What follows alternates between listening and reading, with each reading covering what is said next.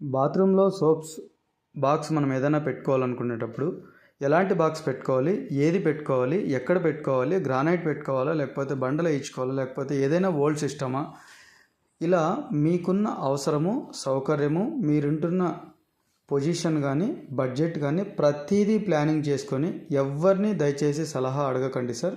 ఎందుకంటే ఎవరికి తోచిన సలహా వాళ్ళు ఇస్తారు. సలహా అనేది కేవలం మీ స్థాయిలోకి దిగి ఆలోచన చేసి చెప్తే తప్ప అది మీకు ఉపయోగపడదు.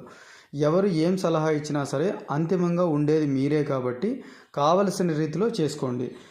ఎంత వీలైతే అంత బాగా ఫైనాన్షియల్ ప్లానింగు, మీకున్న బడ్జెట్ అన్నిటికీ మించి స్నానం చేసిన ప్రతిసారి, సోప్ బాక్స్ చూసిన ప్రతిసారి హ్యాపీగా ఫీల్ అవుతూ మీ సంతృప్తికి మించిన కొలమానం ఇంకేదీ లేదు సార్. అంతకు మించి ఇంకేది అవసరం కూడా లేదు.